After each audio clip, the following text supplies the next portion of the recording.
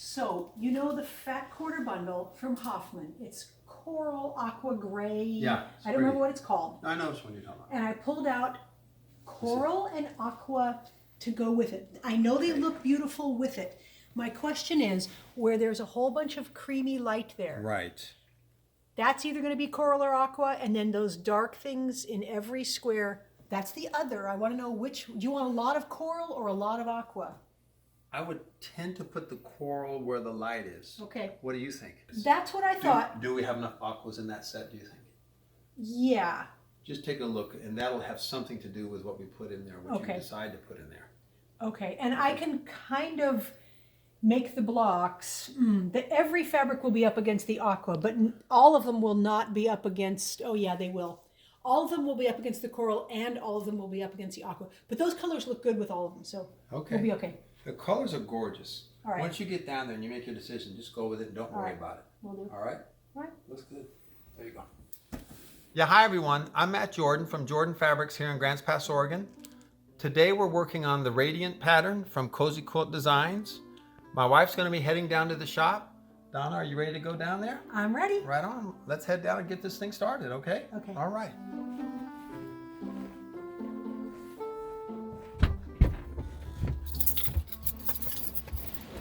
You may be wondering why I have a few scratches here on my forehead. My little 3.5-year-old grandson and I had a little wrestling match, and he just got the better of me. I got the Neosporin on it now. Beautiful day, huh, Donna? We live in Grants Pass, Oregon. For people that don't know, it's a town in southern Oregon. There's Ashland and Medford and Grants Pass in the Rogue Valley. And Donna and I moved here about, what, 40 years ago? Just about. 40 years ago, and we've raised our family here, and we've really enjoyed it. It's been growing at a really nice rate. We have a lot of services that we didn't have when we first moved here. And overall, we really enjoy it. This is the warmest day of the year so far, in April here, and it's just gorgeous out, as you can see. Everything stays relatively green here, but right now it's really green. All the flowers blooming, the beautiful hills around us. It's very nice.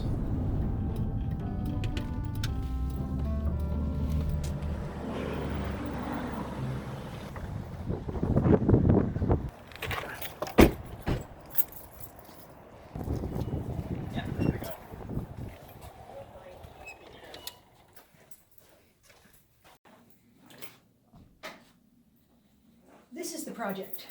This is the colors. We'll turn the lights up a little higher, Donna. All right. Okay. Thank you. Oh, yeah. These are later projects, but this is the one right here. So that's the fat quarters. They're gorgeous. They are. And I think I like the lighter one better than those darker ones. I think you're right. As far, yeah, I like the lighter one for sure. I agree with you. Especially, I think we talked about using it in that light spot there. Yeah. Awesome. Yeah. Awesome. That's just going to look really good.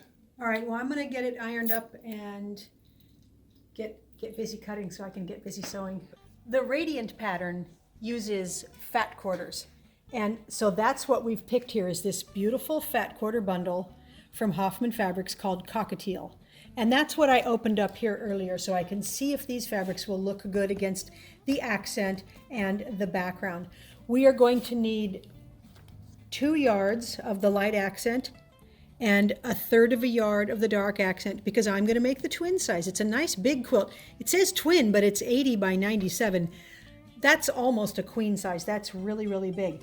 We're also going to need some borders, but I like to make the patchwork first so that I can see what will look good. So I'm going to get the fabrics ironed, and then we will cut up these, and then I'll show you how we're going to cut the fat quarters. I've got the accent and the light background completely steam pressed really, really flat, and I'm going to pass these off to Matt so he can get them cut.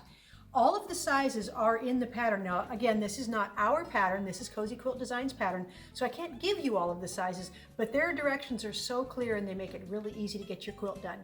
I'm going to then iron up all of our fat quarters and stack them all up and get those ready to cut.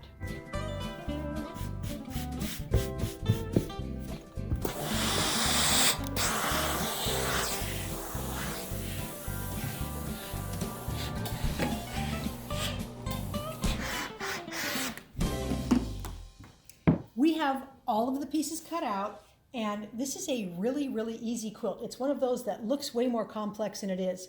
So we're going to take a big square here, and we're going to put the accent color on each side, and then we're going to put it on the top and bottom.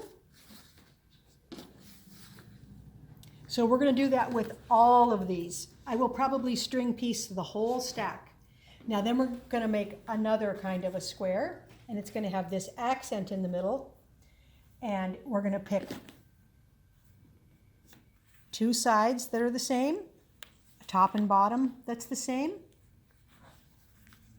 So we're going to make a bunch of these squares and a bunch of these squares, and then we're going to meld them together, and then it's like magic. So I'm really excited to show you how we're going to do that. This block here, it's a little bit easier to make it just one block at a time, so I'm just going to sew the pieces together. And I'm going to finger press everything right now away from the center. And when I have the block done, I will take it over to the ironing board and steam press it nice and flat. Everything is cut exactly the length it needs to be, so when you sew those two seams, this piece is going to fit on there just exactly.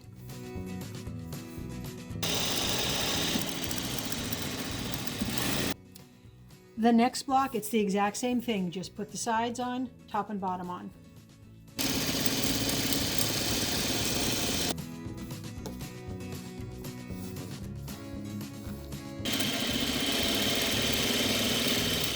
I like to smooth them out before I iron them. Then I can feel that my seam allowances are going away from the center and they're nice and flat.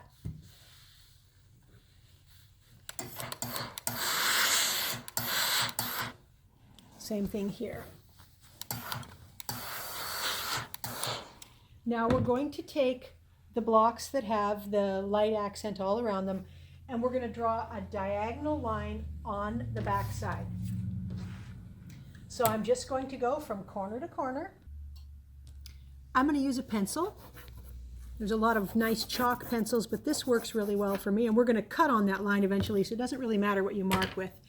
So we're going to put this block on top of this block. They're exactly the same size, and we are going to sew a 1/4 inch away from both lines, and we're going to make some half square triangle blocks, except they're both patchwork. So let's see what it's going to look like.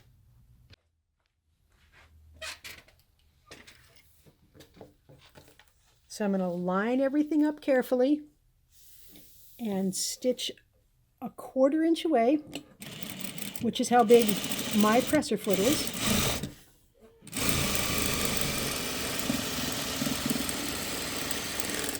Then I'm just going to turn it around and go down the other side.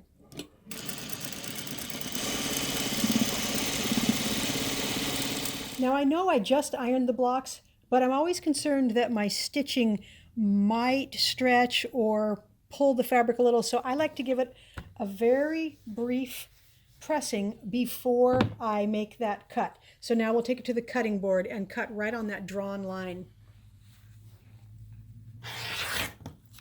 Now right back to the ironing board. I like to put the light color down. We've got a lot of light color there. And I'm going to peel it open. Hand press it first so it's nice and flat. Give it a nice ironing. Look how fun that block is. And that is all we need for the whole quilt. We just make a lot of these blocks, and it looks way more difficult than it is. They're basically just half square triangles. They just happen to be patchwork. So I'm going to get the rest of the blocks stitched up and cut, and then we'll start laying the quilt out. Now for the fun part, we get to lay out the blocks. You'll notice on this pattern that what might be considered the focal point is not in the center of the quilt. It's up and over just a little bit. So that's where I'm going to start laying the blocks out, and I'm going to build around from that.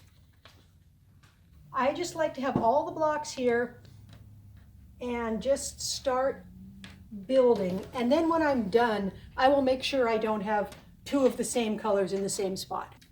So when I start out, I'm basically just laying the blocks in the pattern that I want and not worrying too much about what color is where. And then when I get the whole thing laid out, I will trade things around.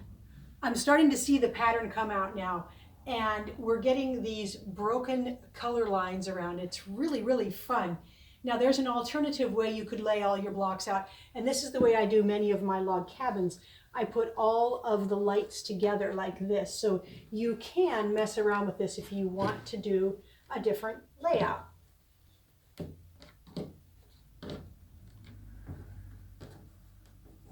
So now we've got a whole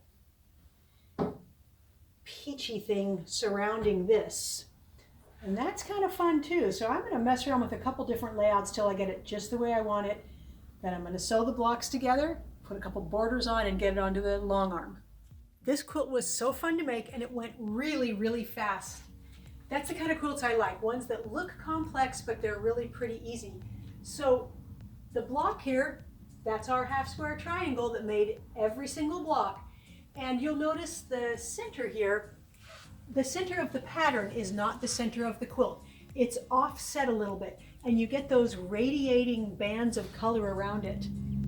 Turned out really big. Now the pattern says it's a twin size, but it's 80 by 97 inches. That's a pretty big twin. I quilted it in an all over pattern called African Maize. Used a really soft peach print on the back side. Always threads hanging onto everything. So all of the fabric requirements are on the pattern so that you know how much to buy for your accent, background, borders. Now, it turned out so nice, I decided to make another one. I just love this fat quarter bundle called Cockatiel. These are all Hoffman batiks. So this one, I used a really neutral background, and you can see how different the quilts turned out with this neutral background and then the dark gray border. This would make a great wall hanging. This is the throw size, and it is 62 by 71, but it's really nice. I just love the way the pattern goes out. I quilted it in the same pattern, and I used a plain on the back, a plain batik, kind of an elephant color, but you can really see the quilting. I tend to like the small overall patterns for these geometric quilts that have a lot of points and corners. I think it softens it a little bit. We've got some curves and some angles. Really, really fun to make. We hope you enjoyed watching our tutorial today on how to make the Radiant quilt. Happy quilting!